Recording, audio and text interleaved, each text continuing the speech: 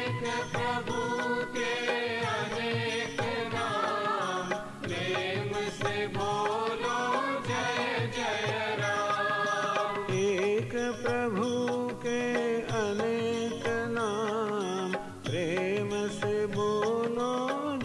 जय राम। एक प्रभु के अनेक नाम, प्रेम से बोलो जय जय राम। श्री हरि बोल, श्री हरि बोल, मुकुंद माधव गोविंद बोल।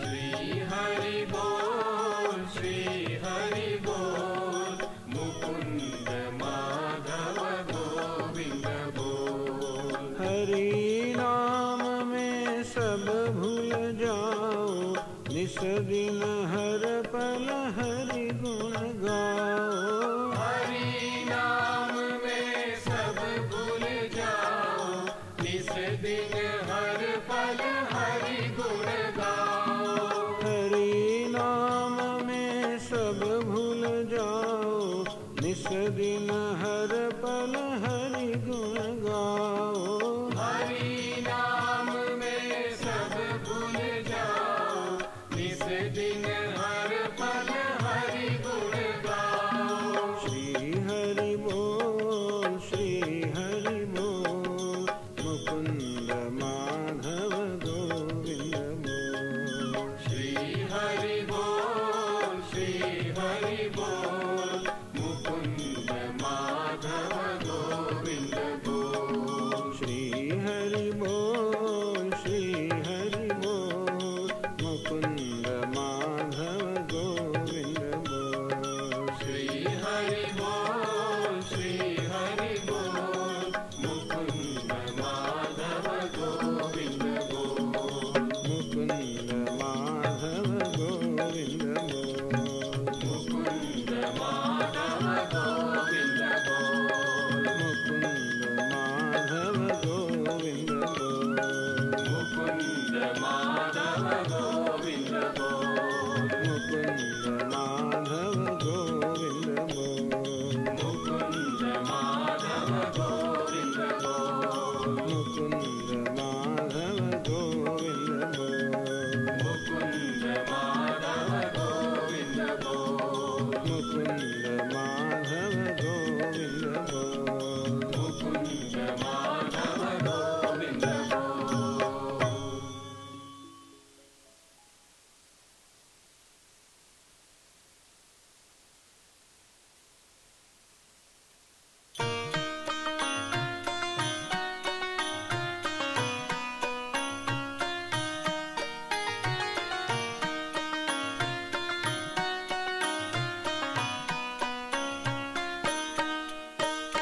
प्रेम मुदित मन से कहो राम राम राम। प्रेम मुदित मन से कहो राम राम राम। श्री राम राम राम, श्री राम राम राम। श्री राम राम राम, श्री राम राम राम। श्री राम राम राम। श्री राम राम राम। पाप कटे दुख मिटे लेत राम नाम। पाप कटे दुख मिटे लेत राम नाम। भव समुद्र सुखद नाव एक राम नाम। भव समुद्र सुखद नाव एक राम नाम। श्री राम राम राम, श्री राम राम राम, श्री राम राम राम, श्री राम राम राम। श्री राम राम राम, श्री राम राम राम, श्री राम राम राम, श्री राम राम राम। परम शांति सुख निधान दिव्य राम नाम। परम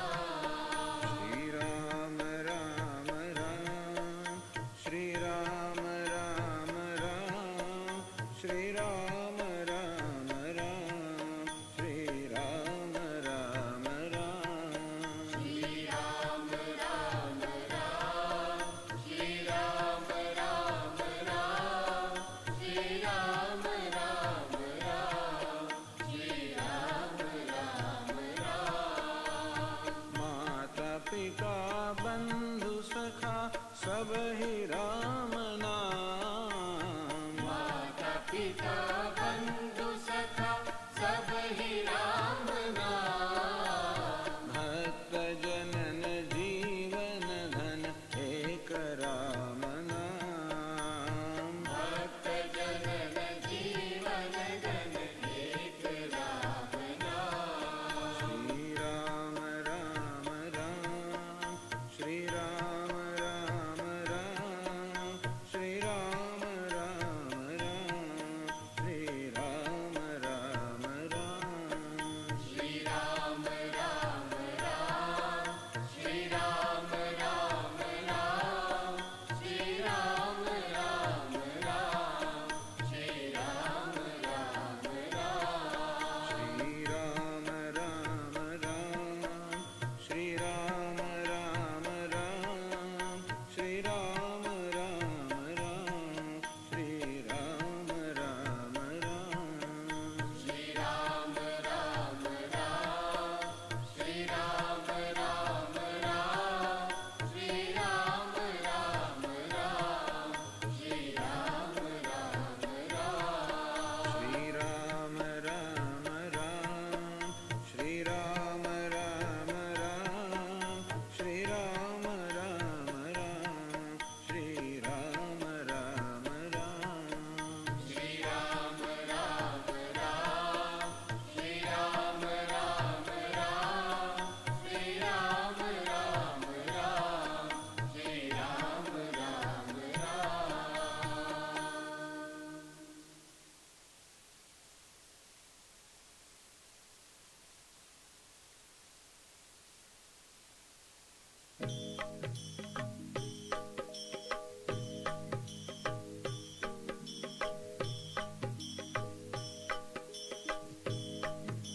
Namaste, namaste.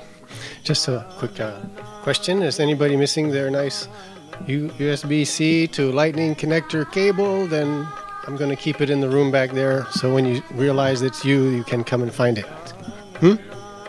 Okay, lucky winner.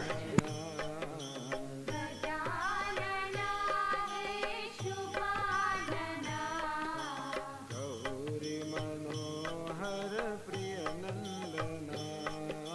Gauri मनोहर प्रिय नंदना। गौरी मनोहर प्रिय नंदना। गौरी मनोहर प्रिय नंदना। पशुपति तनया गजानना। पशुपति तनया गजानना। पशुपति तनया गजानना। पशुपति तनया गजानना। हे परम निरंजन शुभानना। हे परम Niranjan शुभानना।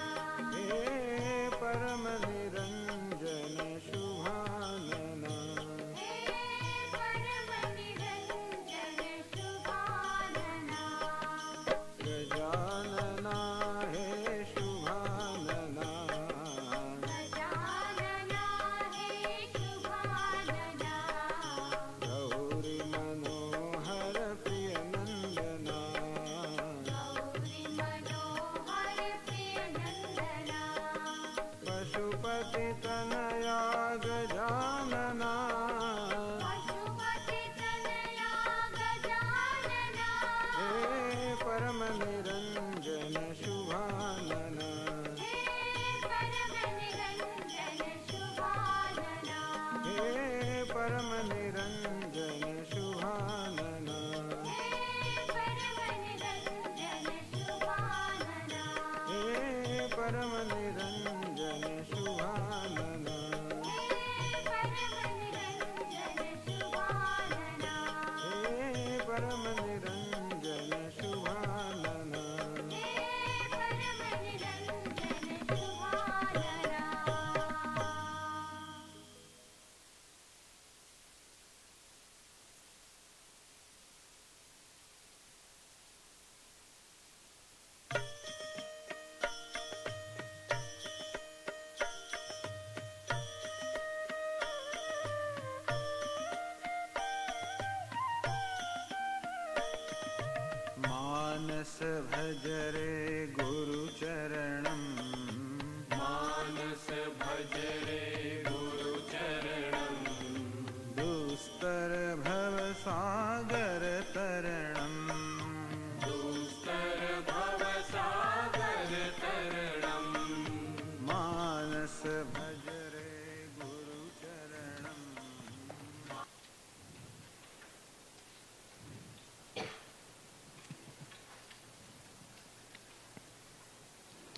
Om Sahana Vavatu Sahanau Bhunaktu Sahaviryam Karavavahai Tejasvinavadhitamastu ma Vidvishavahai. Om Shanti Shanti Shanti.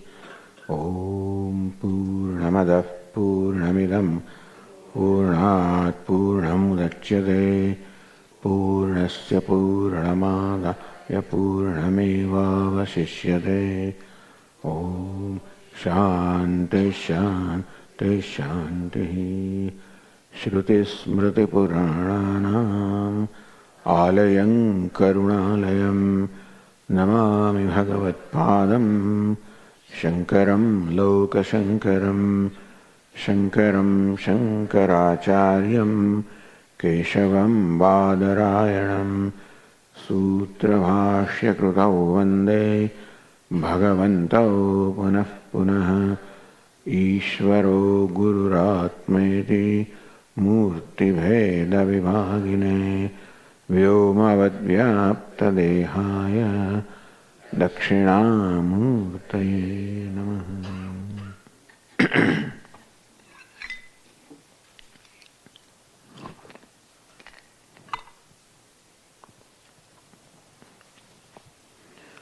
We're discussing renunciation, Tyāga. Lord Krishna says, Tyāga Chantiranantaram.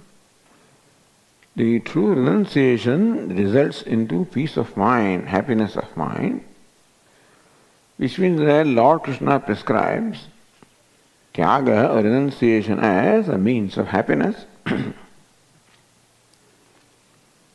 If we examine our experience of happiness,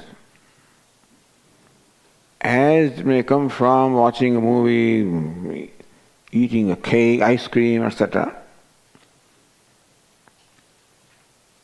general conclusion is that it is ice cream that made me happy, or the movie that made me happy, or a chocolate candy that made me happy. If that is so, then all we need is just a whole big stock of chocolate candies. Anytime I am not in a good mood, I reach out for the cupboard. But then this chocolate candy and anything else for that matter has what they call a diminishing return. The first chocolate, of course, makes me happy. Second chocolate makes me happy.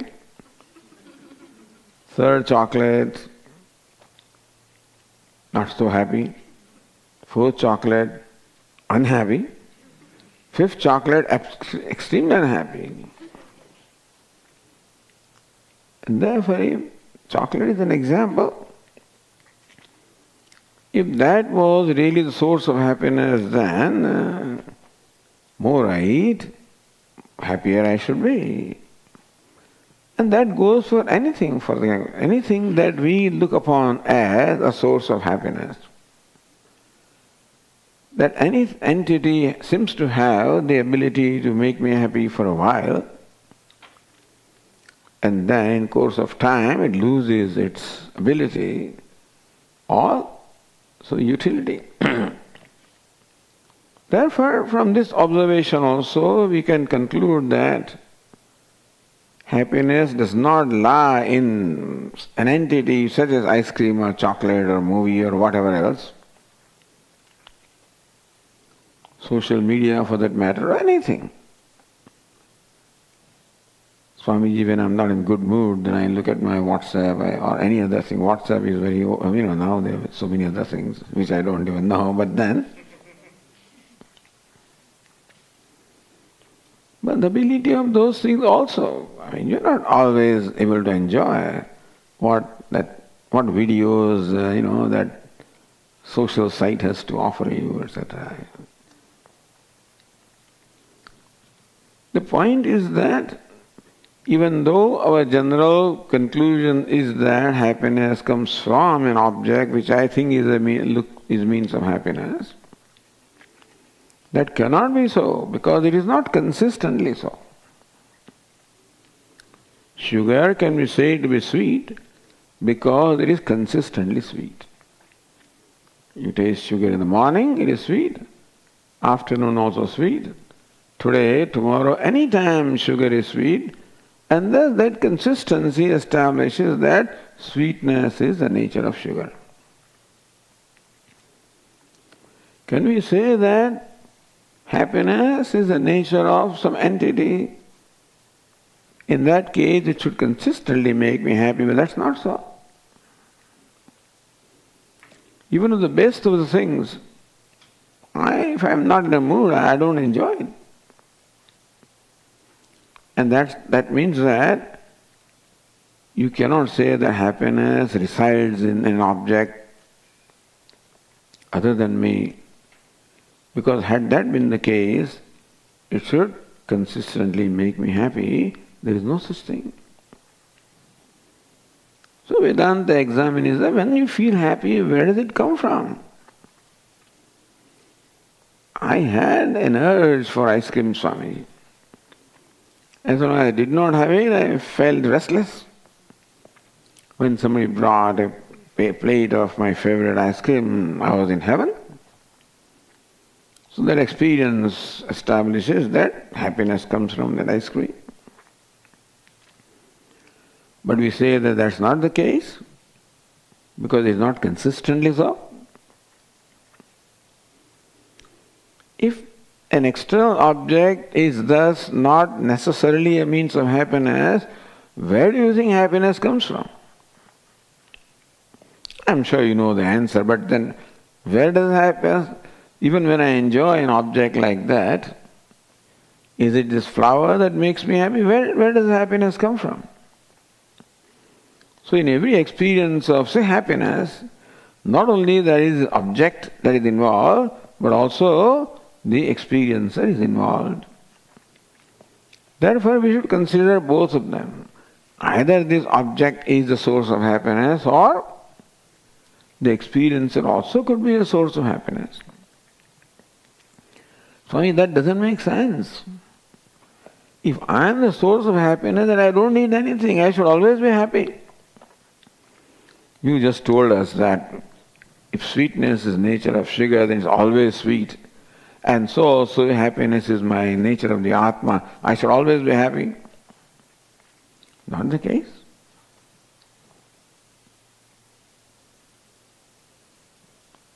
So object also is not consistently a source of happiness, nor the self is consistently source of happiness. Then where does it come from? It comes from the self, but when there is a favorable disposition of mind. Vedanta explains that happiness is the nature of the self, Atma. You must have heard that Atma is Satchit Ananda, existence, it is awareness, Ananda, wholeness, fullness, happiness. And still, I am not always able to experience happiness because that happiness comes through the medium of mind. I do not directly experience Atma, I experience Atma through the medium of mind. And therefore, whether I experience happiness or not, also the mind plays an important role in that. Therefore, the mind also should have a proper or favorable disposition. Imagine a pond of water. If the water is clean and the surface is calm, then that body of water is transparent. The body of water is transparent if the water is clean and the surface is calm. When the water is transparent, then we can see what is at the bottom of the water. You go to Hawaii, the water is so transparent. You can see what is underneath there. I don't know, corals or whatever it is, beautiful things, you can see. Because transparency is the nature of water. And so, just as when water becomes clean, you remove all the impurities from the water, the surface is calm, then water becomes transparent. So mind also is like that body of water. It's clean and calm. Clean means it is free from impurities. Swamiji, what are the impurities in the mind? Anything that makes me unhappy is impurity. What makes me happy is purity. Thus, when there is an impulse of anger in my mind, I become restless, I become unhappy. So also, when there is hatred and jealousy in these impulses, I become restless. I become unhappy with my own self. Therefore, these impulses are the cause of unhappiness. They are called the impurities of mind. When you listen to the talks on Bhagavad Gītā, you must have often heard purification of mind, antahkarana shuddhi. Purification of mind, meaning that the mind made free from the impurities, all these impulses of anger and greed and lust, etc. In the Bhagavad Gītā, these impurities are reduced to two, raga and dvesha, attachment and aversion. Attachment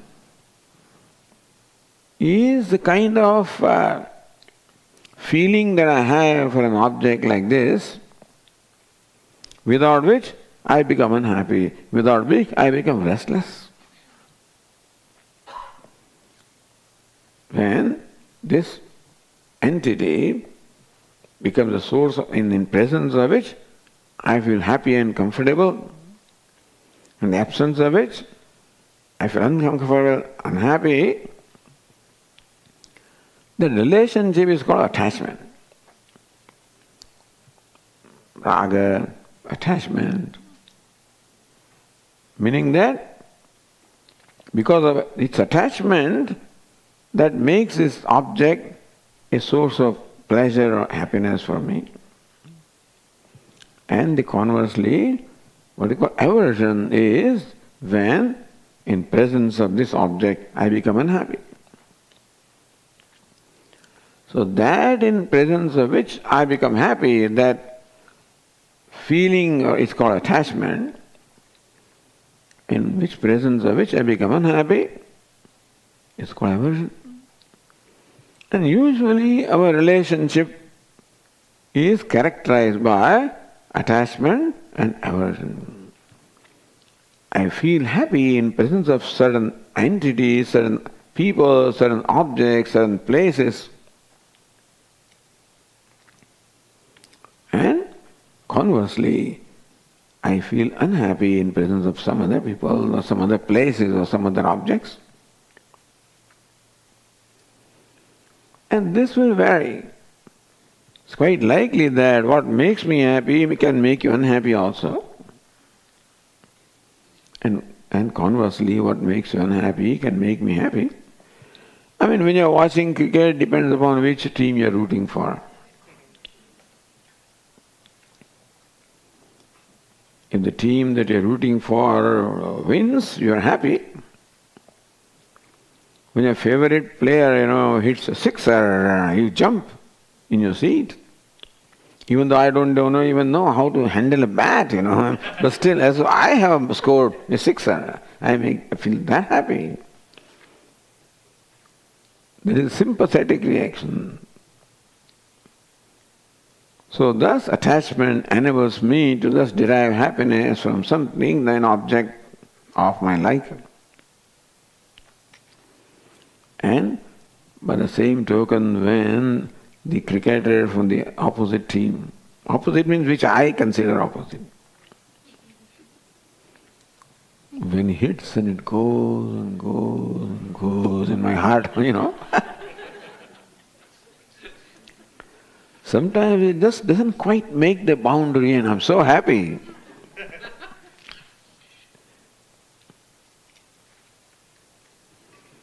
All of these are results of attachments and aversions, raga or dvesha. What is there in the wall that can make you happy? Why should a person make you happy? Why should a certain action make you happy? It is not, it is attachment for that person, attachment for that action, attachment for that entity. That is what makes you happy. When it is favorable, you are happy. When it is unfavorable, you are unhappy. So, all our relationships are characterized by these attachments and aversions. This is what the human mind is. Our Puja Swami used to say, you are as good as your attachment and aversion. I am as good as my attachments, aversions, or raga and dveshas. So, happiness comes. When does happiness come? What is it that this object does to make me happy? This object satisfies my raga and dvesha. Meaning that I like the object. It's my personal subjective view. It's quite likely, as I said, that what I like is something that you may dislike. But then it is this entity, this just, an object such as this flower. Because I love the flower, therefore the presence of the flower makes me happy.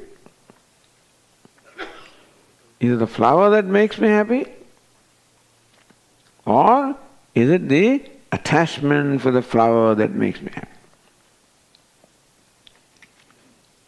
Because this flower may not make someone else happy if that person doesn't have the attachment. Swami, I don't care for this color. You may say so. Although I don't think there is anybody who doesn't like this. But it's likely. I hate this red color, Swami. Puja Swamiji was once giving out prasad from a basket of fruits. So the children were coming one after the other, and so there were bananas and oranges and apples in the basket, and Swami, whatever comes in the hand, he gives it. So banana happened to come in the hand, and he gave it to this boy. Swami, please give me an orange. He said, why? I hate bananas. Why? No, poor banana, what has it done to you? But that's it. I just hate it. There may be no logic. I just don't like, So when the meeting takes place and things like that, I don't like. Maybe some chemistry, I guess, between two persons. But thus, this like and dislike is something that arises in my mind depending upon my orientation, my samskaras, my culture, the impressions that are gathered from past experiences.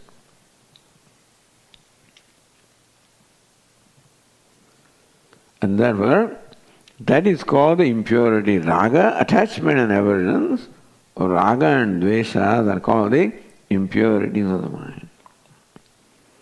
And they deny me the real contact with this object. They deny me the real experience of an object. It colors my experience. It colors my relationship. Attachment colors my relationship. Even a person is worthwhile, there is an aversion for whatever reason, I don't like it. There's no logic behind that. But then I give some kind of a reason. I don't like the color of the skin, I don't like the hair, I don't like this, X, Y, Z. But then, therefore, see, this is a big secret now. To enjoy something, all you need to do is make your mind free from this attachment and aversion. They deny you the experience of this, real experience of this object. And therefore, if we are able to make our mind free from this raga and dvesha, attachment, that's called the purification of the mind. Then ideally, everything makes me happy. How nice would that be? That's what the Bhagavad Gītā teaches. How to be happy, basically, that is, so renunciation of raga and dvesha, you follow? So we discussing, what do you have to renounce? Vedanta doesn't renounce this flower, renounce your home, renounce this, that. I mean, that renunciation may not even help you. Lord Krishna told Arjuna, with the kind of mind that you have, Arjuna, if you retire from here, if you become a renunciate and go to forest, if the mind does not change then in the forest also, you'll start fighting and keep on cutting trees and something like that. Because the restlessness for the inside will need some expression. So merely getting away from a situation is not, it's a good idea to create a distance. I'm not saying you should not, but that is not the ultimate solution. It would be a temporary solution in a given situation, and you can definitely adopt that. But ultimately, some change or transformation is to happen within myself for me to be comfortable with person or situation. Because we know that a person with whom I am uncomfortable, there is somebody who is very comfortable. But Swami used to joke, that this fellow is working for several years getting divorced from his wife. His neighbor is also waiting for that many years for this divorce. So what one wants to discard, other wants to embrace. Meaning that it is not so much the object, but it is the disposition of my mind. And therefore, ideally, if I make my mind free from these impurities of raga and dvesha, attachment and aversion, then really speaking, anything should make me happy. You know why? Because it is I who makes me happy. We just pointed out. Happiness does not necessarily lie in any entity because it does not consistently make me happy. Nothing consistently makes me happy.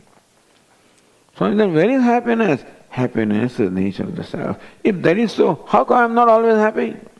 See, this is where the problem is. The contradiction in our life is that on one hand you say Atma is Ananda and then I'm miserable. In fact, more I listen to the Swami, who says Ananda, I become more miserable.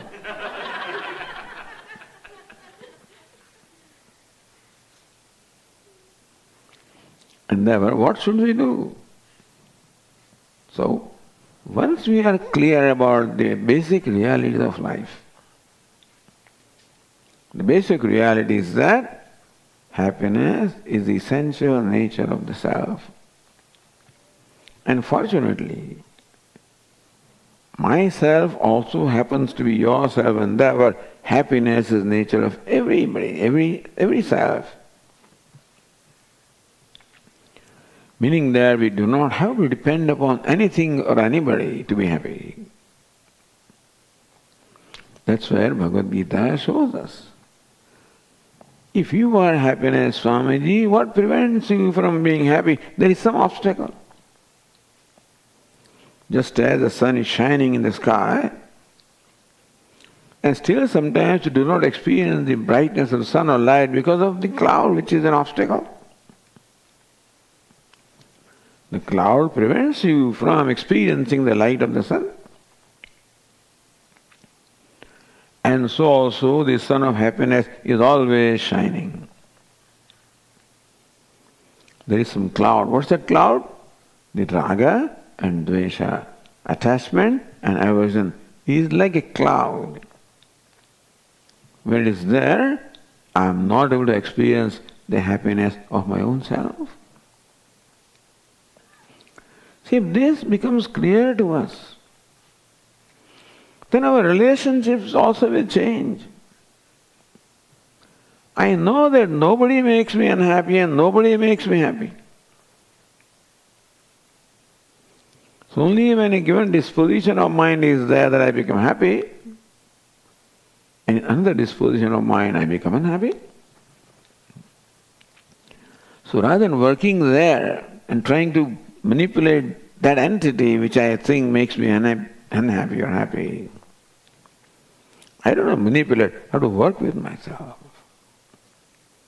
And remove slowly that obstacle, which we say it is what? Raga, dvesha, attachment and aversion, which is an obstacle like a cloud. Veiling the sun of happiness, that is self. It's a very simple thing. So once we become clear, and please think about this as long as you need to. One important thing about listening to Vedanta is that we do understand these principles in the classroom. The Vedanta is very simple really. Nothing very complicated. Of course the same thing can be stated in a very complicated language and then we will be confused, but otherwise it's very simple. And when you understand, then see how it works with you, how it applies to you. It has to apply to you because it is about ourselves. The subject of Vedanta is you and I, the self. So that is where we are interested. Our primary interest is in ourselves. Upanishad says, Atmastu kamaya sarvam priyam bhavati. Anything becomes dear to me because the self is dear. You can say the pleased self is dear. Therefore, if you create a pleased self in me, then you become dear. Basically, what is dear to me is the pleased self. Upanishad says this, Atmastu kamaya sarvam priyam bhavati. Sage Yajnavalkya imparts this teaching to his wife and disciple Maitreya. And a very interesting statement Sage Yajnavalkya makes. Navare patyuhu kamaya patih priya bhavati, atmasu kamaya patih priya bhavati. Hey Maitreya, it is not for the sake of pati or husband that husband is dear to you. It is for the sake of yourself that the husband is dear to you. Navare jayai kamaya jaya priya bhavati, atmasu kamaya jaya priya bhavati. And by the same token, it is not for the sake of the wife that a wife is dear, it is for the sake of the self that wife is dear. And then Sage Yajnavalkya lists a whole thing, meaning that lists everything, the wealth and servant, anything that we look upon as an object of happiness or is dear to us, makes us happy, because basically it is a pleased self that is dear to me. This pleased self is, this pleased adjective is the addition to our Puja Swamiji. Upanishad says the self makes me happy. But Swami said it is a pleased self that makes me happy. If self makes me happy, then I should always be happy. No, the pleased self. See, if in your presence my self is pleased, I become happy. And I think that you made me happy, so then you also are liked by me. And vice versa, if in your presence I am uncomfortable, unhappy, then I conclude that you made me unhappy. No, it's the pleased self or the displeased self. See, understand this basic realities of life. And verify this with your own experiences. When you feel happy, you feel unhappy. The usual conclusion is this is responsible, that is responsible. But before coming to that conclusion, or before jumping to that conclusion, take into account what we are discussing here. After all, that entity just becomes a nimitta, instrument, in creating a pleased self or a displeased self. So this makes me happy if it creates a pleased self. And that makes me unhappy if it creates a displeased self. And therefore, what is the secret of being happy is to work for a pleased self. We think that happiness comes from wealth and name and fame and power, X, Y, all sorts of things. This is what we think. The olden days, people thought happiness will come when we go to heaven, which is not the consideration these days anyway. Nobody cares for heaven nowadays. Although you may care for New Zealand and some place in Australia or somewhere in Alaska or Greenland or whatever.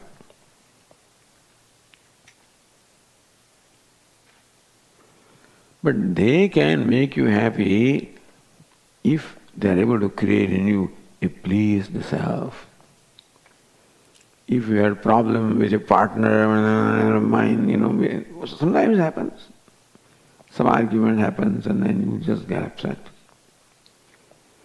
In that case, Greenland also cannot make you happy.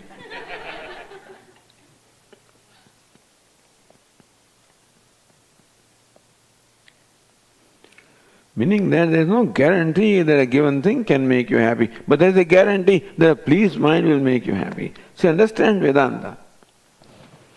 It's fine, it's good that you go to all sorts of places to enjoy them and you do that. But when you enjoy something, then also observe yourself. Oh, my mind is pleased.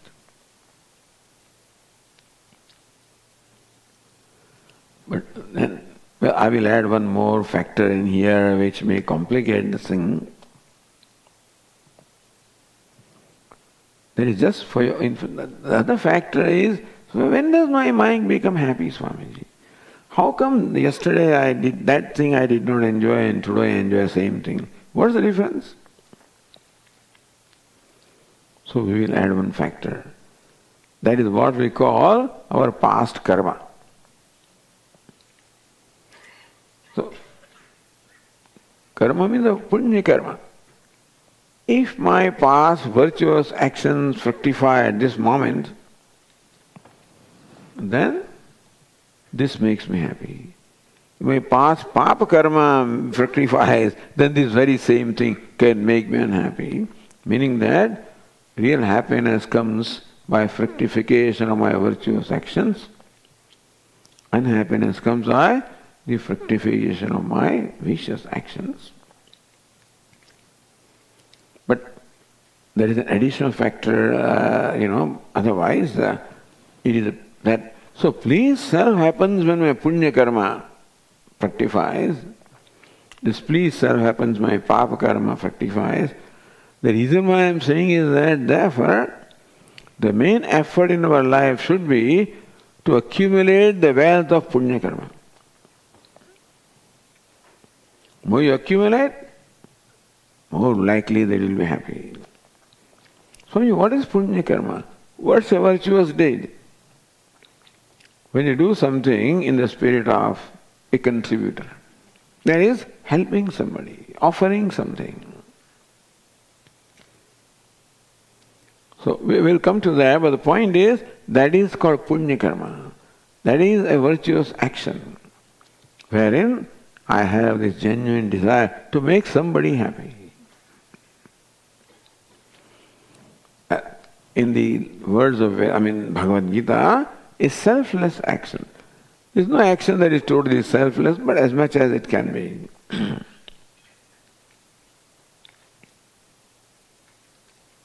So these are the basic realities of our life. And as you listen to this and understand this, you observe your own mind and see how it works with you, how does it apply to you. In that case, you will be able to live more intelligently, not impulsively. We react when something makes me happy, we react when something makes me happy, because we have concluded that that entity makes me happy or unhappy. And therefore our, punya prakop or anger is directed at somebody because we consider that as the cause of my unhappiness.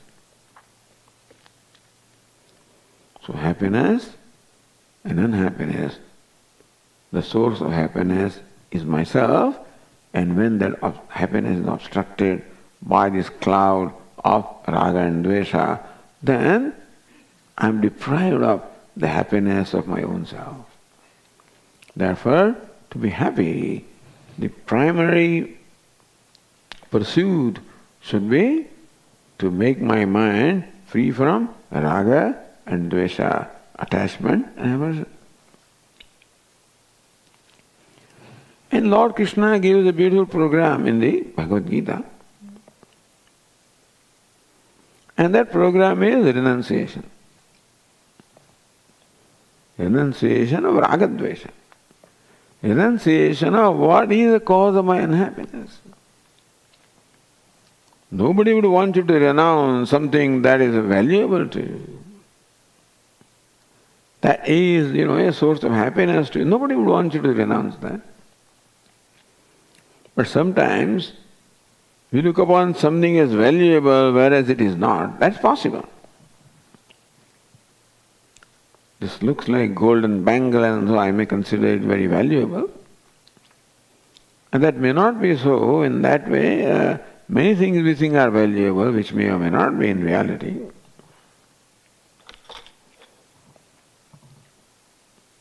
But thus, the secret of happiness is this renunciation of raga and dvesha, attachment and aversion. When that cloud is, as it is removed, the sun of happiness becomes clearer and clearer.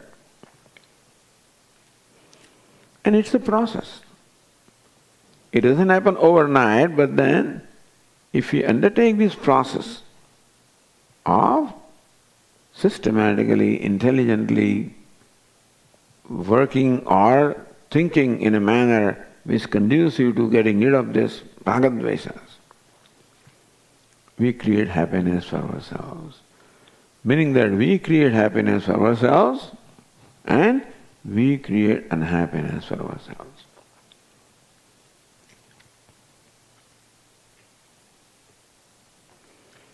So for that, renunciation is the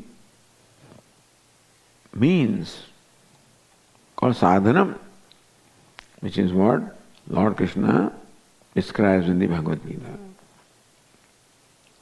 Renunciation stage-wise. Renunciation, first of all, Lord Krishna, see, this is the teaching of Bhagavad Gītā, of course you know that is in context of Arjuna. It generally applies to us also. But Lord Krishna specifically addressed Arjuna.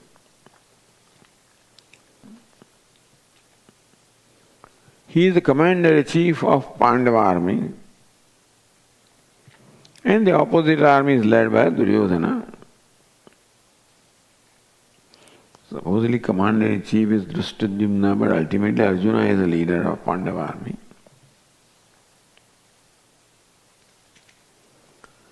And he comes to the battlefield with all enthusiasm. He says to Lord Krishna, Kairmaya sahyodhavyam asmindrana samudyame yotsimānān avekṣeham ye tetra samāgataha Lord Krishna, Lord, I want to see these people who are assembled here for pleasing this wicked Duryodhana.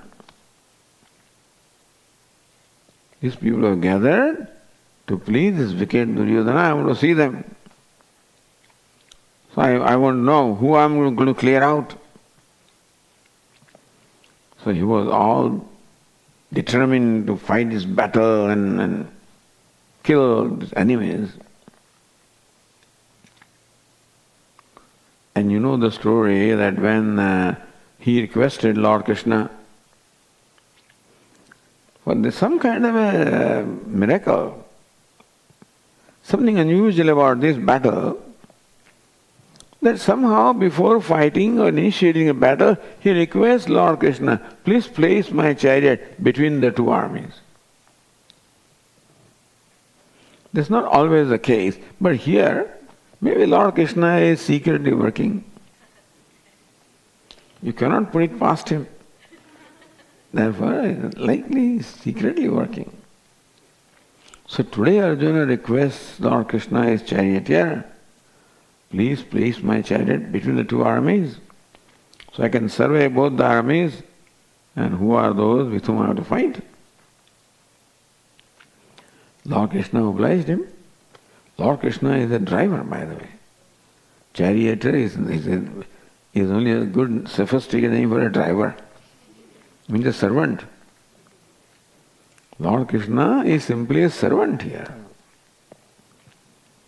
And charioteer has a duty of after the evening, then he unties the horses and massages them, feeds them.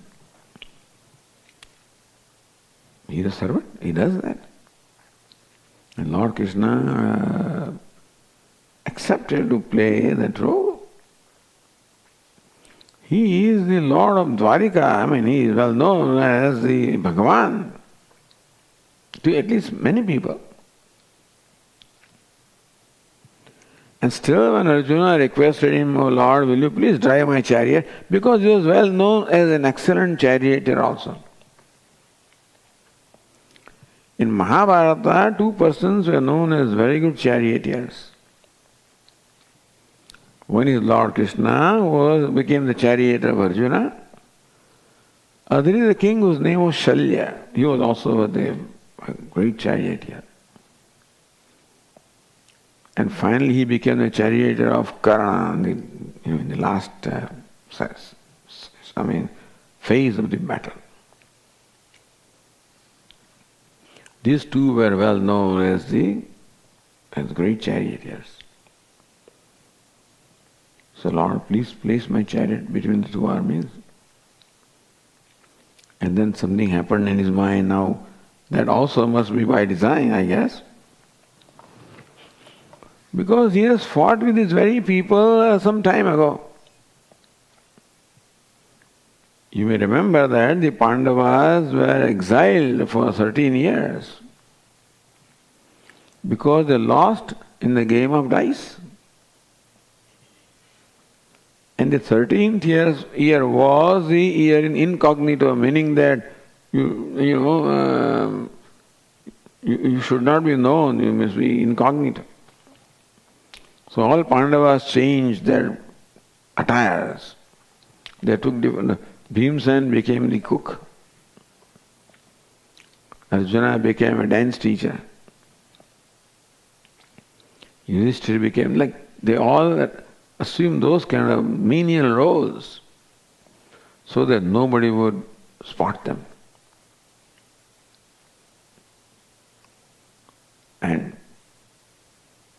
But then these people, Duryodhana somehow came to know that looks like these fellows are here. How to expose them? If they are exposed before the end of the year, if 13th year, then they will go for 12 more years of exile. There was some confusion in calculation. When Duryodhana thought that this is the last day, in fact, 1 year, that 12 years had already passed. Anyway, so he brings his army and attacks. the king and the kingdom where Pandavas are, and at that time the son, the prince, he said to Arjuna, "Come on, I'll take you to the battlefield and we'll fight." As soon as they reached the battlefield, then no, I can't fight, Arjuna said, "Don't worry, I'll take care." Anyway, so that day Arjuna fought single-handedly with the whole Kaurava army and drove them back. Same army is in front of him today. He looks at them and then somehow becomes sad, overcome by grief. How can I fight with my cousins and my friends and my uncles and my elders and my dear and near ones? How can I fight with them? Arjuna is right, is it not so? When Arjuna says to Lord Krishna, "I will not fight," how can I fight with these people who are my kith and kin? Were they or not? Was not Duryodhana his cousin? Was not Bhishma Pitama his grandsire? Was it not so? Were they not his near and dear ones?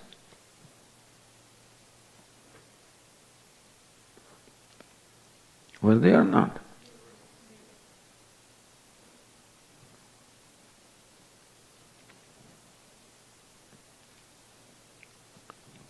But Arjuna is cousin where? At home in the palace.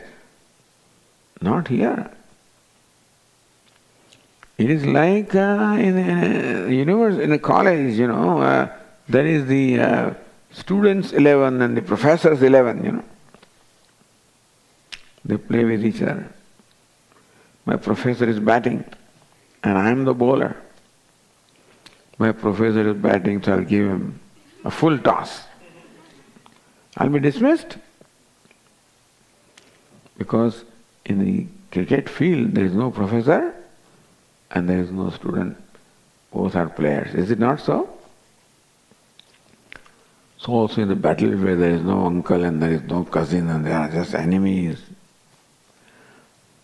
But Arjuna's somehow something happened in his mind. When he came to battlefield, he came to fight with the enemies. But now when he looks at, well, Lord Krishna may have done something, his perception changed. Now he sees all his near and dear ones. And that was at the idea of killing them, he just became very sad. And so he put down his weapons, his bow and arrow, and said to Lord Krishna, "I will not fight." This Arjuna is addressed by Lord Krishna. Nayotse, from the point when Arjuna said, "I will not fight," at the end of the 18th chapter, Arjuna says, "Karishye Vaishanam Tava." Lord, I will do your bidding. I will do what you want me to do. It's such a long Upadesha was given to bring about a transformation in Arjuna. From one who was unwilling to do anything, who put down his bows and arrows, became inactive, to the one who was ready to do what was necessary. So Lord Krishna addresses an inactive Arjuna and teaches him how you should give up one thing after the other. First give up inactivity, Arjuna. Inactivity is no good. You must participate. So first Upadesha given by Lord Krishna to Arjuna is participation. Not dropping out. Arjuna only drop out. No, participation, not dropping out. This first renunciation is renunciation of this tendency to drop out. So that's how in a sequence of renunciation thus is taught in the Bhagavad Gītā, beginning from this until, of course, Arjuna becomes a wise person. So we'll try to trace those steps in in our subsequent classes. We'll see to you tomorrow. Om Purnamadah Purnamidam Purnat Purnamudachyate Purnasya Purnamadaya Purnameva Vasishyate. Om Shanti Shanti Shanti. Hari Om. Shri Gurubhyo Namaha. Hari Om. This evening section will be conducted by Swami Muktatmananda. Right?